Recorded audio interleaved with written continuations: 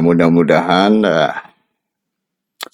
Pak Menko Polhukam yang baru Pak Hadi Cahyanto dia bisa membuka ruang buat eh, pertemuan dengan para pihak terkait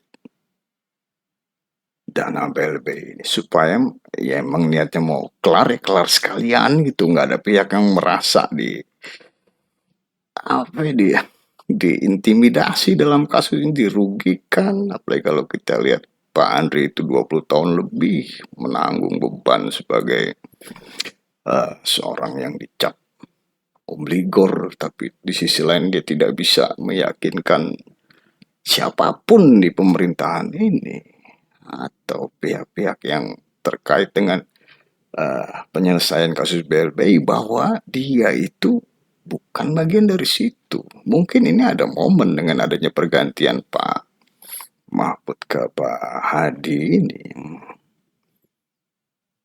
Ya kalau mau tuntas semua, ya harus didengarkan masukan dari semua pihak siapapun. Kalaupun nanti akhirnya obligor, debitur, kalau perlu BPN, DepQ, jadi review awal ini memang perlu waktu, butuh waktu panjang. Tapi kan penyelesaian nanti jadi asik gitu.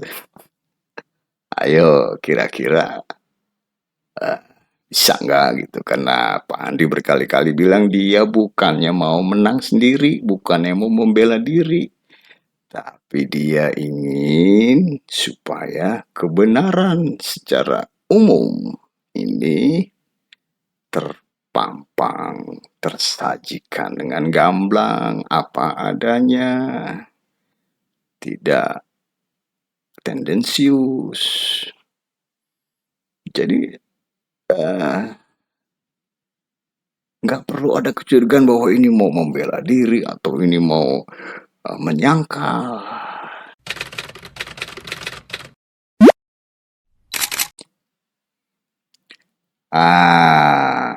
Ini salah satu momen yang gue tunggu-tunggu akhirnya nongol juga di berita. Apakah itu? Ini nih.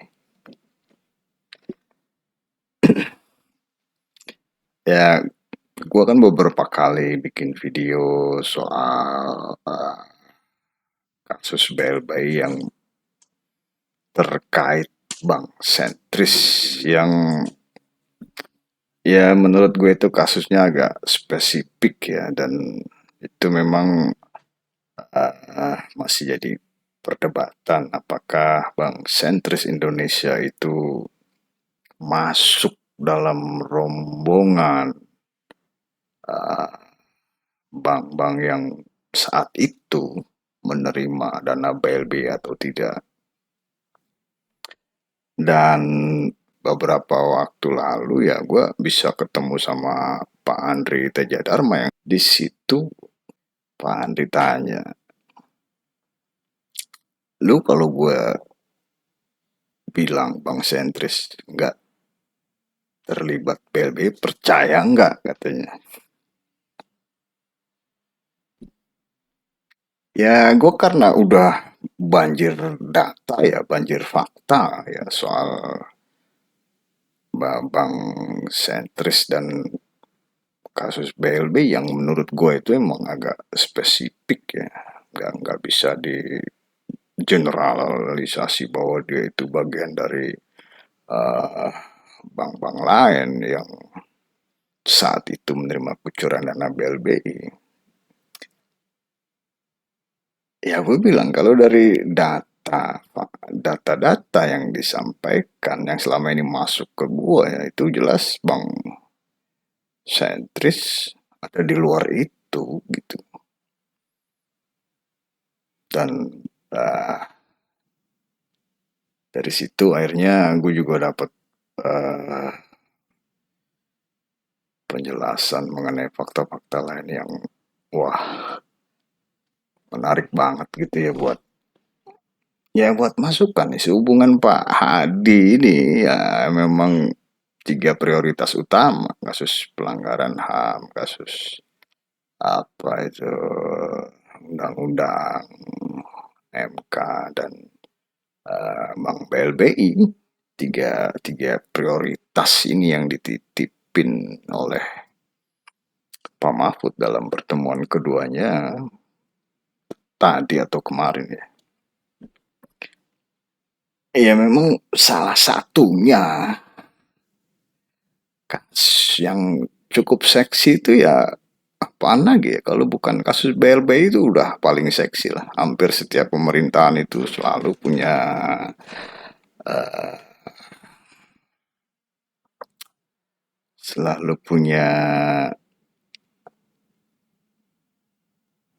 visi, ya, selalu punya keinginan yang hebat buat menyelesaikan kasus ini karena udah 20 tahun lebih.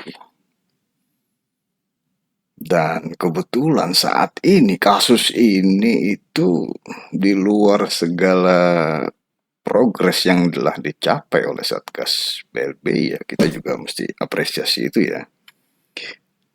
Ada satu kasus yang agak spesifik. Kenapa gue bilang spesifik ya? Karena ada salah satu bank yang selama ini itu 20 tahun lebih disebut-sebut sebagai penerima dana bank penerima dana BLBI ternyata menyangkal. Sementara ya masyarakat itu puluhan tahun sudah kena pemberitaan ya, kena framing bahwa inilah bank-bank yang menerima dana BLBI. Padahal di situ ada satu bank yang masuk di situ bukan dalam kerangka dana BLBI. Nah, ini gue udah bahas di video-video sebelumnya mengenai sebenarnya itu adalah urusan jual beli promes yang itu juga ini menurut Pak Andri Teja Dharma kewajiban BI juga nggak ditunaikan di situ. Artinya promes disepakati tapi duitnya nggak dicairin. Tambah lagi jaminan yang dihipotekkan oleh pihak bank sentris juga entah kemana sampai sekarang itu. Jadi di situ bank sentris nggak nerima duit BI itu. Dan satu lagi dari pertemuan gue dengan Pak Andri kemarin itu dia belak-belakan mengungkap adanya praktek bank dalam bank terkait kasus yang disebut-sebut BLBI yang menyeret nama bank sentris ini. Kalau bank dalam bank itu udah luar biasa ya men, karena detailnya juga gua nggak bisa cerita di sini gitu. Nah ini hal-hal kayak gini selama 20 tahun lebih Pak Andri Teja Dharma ya bisa dibilang udah menerima aja gitu segala itu tanpa apa. Ini jadi problem ketika ya gue udah cerita juga di video kemarin datanglah tagihan dari Satgas BLBI sehubungan dengan tekad dari Menko Polhukam waktu itu Pak Mahfud untuk menyelesaikan kasus BLBI. Yang di situ udah pastilah salah satunya ada bank sentris gitu dengan tagihan yang fantastis sekian ya hampir 1 T ya. Dan itu menggunakan cara-cara yang menurut gue sih agak serampangan ya karena ada cerita paksa berutang. Artinya itu pernyataan berutang itu. Ya, itu pasti terkait dengan dana yang dulu harusnya dalam rangka jual beli promes itu disalurkan hampir 500 M ke bank sentris, tapi kenyataannya nggak pernah disalurkan gitu. Tapi itu dipaksa untuk diakui dan dibayar beserta bunga-bunga yang nilainya fantastis. Itu yang kedua, selain ya sebut aja lah yang tadi itu, orang tuh dipaksa ngaku ngutang lah gitu kan. Kedua, ada lagi namanya eh,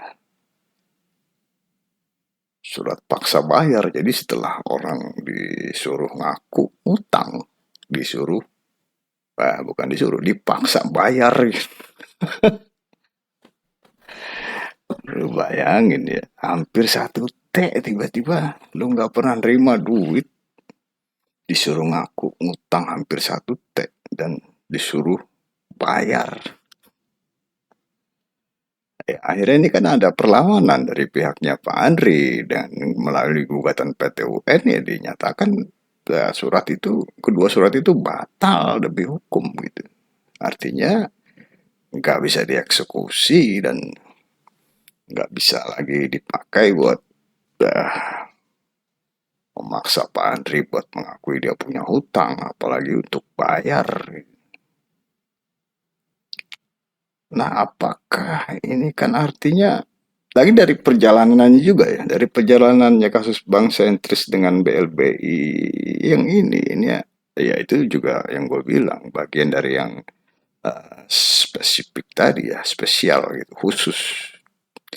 Artinya Bank Sentris ini mengambil jalur penyelesaian lewat pengadilan yang mana nih, ini juga penting, yang mana di pengadilan itu uh, putusan yang menyatakan memang bahwa penyaluran dana itu tidak sama sekali masuk ke rekening bank sentris, melainkan melalui rekening yang diatasnamakan bank sentris alias rekeningnya rekayasa, dan ini diamini oleh majelis hakim. Jadi itu putusan pengadilan kan kuat ya, bahwa bank sentris tidak pernah menerima dana bank BLBI melalui rekening resminya itu kan.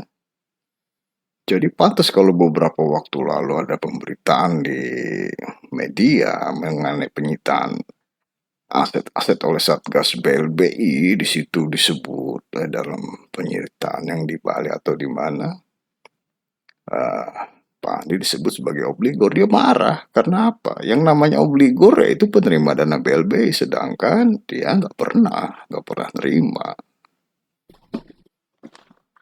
Ya itu mengulang-ulang sedikit review lah cerita soal BLBI dan Bank Sentris yang pernah gue bikin di video-video sebelumnya. Nah, terus apa nih dengan adanya pergantian Menko Polhukam dan dengan salah satu visinya untuk menyelesaikan Satgas BLBI, ya mungkin ini ada semacam harapan baru dari pihak BCI, Bank Sentris Indonesia, Pak Andri utamanya kan, yang jelas-jelas sebenarnya selama ini dia ya menanggung beban yang sangat berat ya, puluhan tahun menyandang cap obligor, padahal sebenarnya itu bukti-buktinya yang ditunjukkan dia sudah memenangkan berapa kali pengadilan yang menyatakan bahwa memang tidak pernah 1 sen pun menerima dana BLBI waktu itu ya. Ya dengan adanya Pak Hadi sebagai pengganti Pak Mahfud, yang kita tahu lah Pak Mahfud waktu itu kan ya agak aneh juga mengeluarkan statement yang untuk urusan Satgas BLBI dia udah nggak mau berdebat-berdebat lagi gitu. Ya itu mungkin surat paksa hutang dan paksa bayar itu salah satu implementasi dari omongan Pak Mahfud itu bahwa dia udah nggak mau berdebat-berdebat lagi, udah tagih aja. Ya mungkin dengan pergantian Pak Hadi ini dengan adanya komandan baru di Menko Polhukam yang uh, ex officio juga sebagai ketua Satgas yang dibentuk di bawah Kemenko Polhukam, di mana selama ini itu menjadi tugas-tugas Pak Mahfud, itu kan akan beralih ke Pak Hadi. Jadi harapannya dari pihak Bank Sentris dalam hal ini Pak Andri sebenarnya simpel ya. Untuk uh, memaparkan mengenai apa yang sebenarnya terjadi selama ini antara pihak PLBI dengan Bank Sentris. Apakah benar ada keterkaitan dari pihak Bank Sentris saat itu dalam kasus dana PLBI atau bagaimana? Kan ini namanya apa ya? Bukan musyawarah atau apa, tapi untuk menjadi masukan, bahan pertimbangan. Apakah kalau seperti ini posisinya itu masuk kategori obligor, debitur, dana BLBI atau bukan atau bagaimana gitu. Ini yang pertama kan yang mesti diklirin posisinya Bank Sentris Indonesia dulu gitu. Itu uh, penting masukan-masukan seperti itu.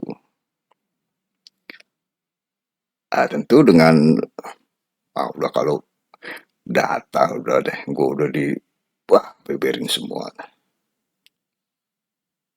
Ya yang kedua, nah itu nanti setelah posisinya clear ya, itu mungkin bisa mengungkap suatu hal yang lebih besar lagi gitu. Lebih besar lagi diantaranya seperti Pak Andri bilang itu adanya dugaan ya, kalau kita kan bicaranya masih dugaan, kalau Pak Andri kan mereka dia lebih melek soal itu. Jadi kalau dia berani menyatakan sesuatu tentang adanya praktek bank di dalam bank terkait kasus BLB yang melibatkan Bank Sentris ini, itu salah satunya untuk membungkam pihak Bank Sentris bahwa kenyataan mengenai terjadinya praktek bank di dalam bank itu disamarkan dengan kasus BLBI. Sekali lagi kalau kita, ya gua bicaranya itu ya tetap praduga gitu. Ya diduga ada praktek seperti itu. Ya ini masukan yang sebenarnya sih kalau direspon oleh pihak Menko Polhukam atau Satgas BLBI untuk misalnya nih menyampaikan undangan atau mengumpulkan seluruh pihak yang terkait dengan bank, apa itu bukan yang terkait dengan dana BLBI, terkait dengan kasus BLBI, mau obligor kayak mau debitur kayak atau pihak-pihak yang selama ini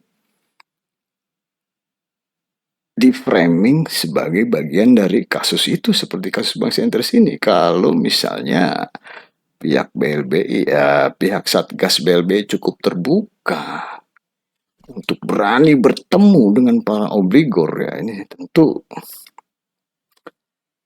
ya luar biasa gitu ya. Luar biasanya ya banyak masukan-masukan yang tadinya mungkin Untuk tujuan tertentu ada hal-hal yang ya ditutupi, disamarkan atau dikelirukan gitu. Tapi dengan bertemu dengan langsung dengan para pihak yang tadi gue sebutin, mungkin banyak, ya bukan mungkin lah, pasti banyak masukan yang untuk mengungkap wah, kasus yang wah lebih besar lagi gitu. Ya, harusnya sih Satgas BLB itu open gitu ya, nggak bisa ke tangan besi gitu kayak zaman Belanda dulu. Lu punya utang lu bayar gitu. Orang kalau nggak merasa ngutang disuruh bayar tuh gimana? Mending jumlahnya dikit kan banyak. Jadi itu ya, mudah-mudahan Pak Menko Polhukam yang baru Pak Hadi Cahyanto dia bisa membuka ruang buat pertemuan dengan para pihak terkait dana BLB ini supaya ya emang niatnya mau kelar ya kelar sekalian gitu, nggak ada pihak yang merasa di apa ya, dia diintimidasi dalam kasus ini, dirugikan. Apalagi kalau kita lihat Pak Andri itu 20 tahun lebih menanggung beban sebagai seorang yang dicap obligor, tapi di sisi lain dia tidak bisa meyakinkan siapapun di pemerintahan ini atau pihak-pihak yang terkait dengan penyelesaian kasus BLBI bahwa dia itu bukan bagian dari situ. Mungkin ini ada momen dengan adanya pergantian Pak Mahfud ke Pak Hadi ini. Ya kalau mau tuntas semua, ya harus didengarkan masukan dari semua pihak siapapun. Kalaupun nanti akhirnya obligor, debitur, kalau perlu BPN, DepQ, jadi review awal ini memang perlu waktu, butuh waktu panjang. Tapi kan penyelesaian nanti jadi asik gitu. Ayo kira-kira bisa nggak gitu, karena Pak Andi berkali-kali bilang dia bukannya mau menang sendiri, bukannya mau membela diri, tapi dia ingin supaya kebenaran secara umum ini terpampang, tersajikan dengan gamblang, apa adanya, tidak tendensius. Jadi nggak perlu ada kecurigaan bahwa ini mau membela diri atau ini mau menyangkal. Pengungkapan, ya pengungkapan yang beberapa waktu belakangan ini oleh Pak Andri itu sebenarnya dalam rangka mencapai satu titik kebenaran umum mengenai bagaimana sebenarnya terkhusus untuk bank sentris ini dalam pusaran kasus BLBI. Apakah Pak Hadi Satgas BLBI akan sampai ke arah itu, menerima masukan dari berbagai pihak, artinya nggak sekedar ngikutin apa yang udah dipola oleh Satgas BLBI selama ini, atau dia membuka ruang baru untuk berbicara dengan semua pihak terkait kasus BLBI ini. Ya karena kan maunya sampai tuntas gitu. Kalau tuntas ya semua masukan sekecil apapun yang harus diterima. Kalau emang mau kelar,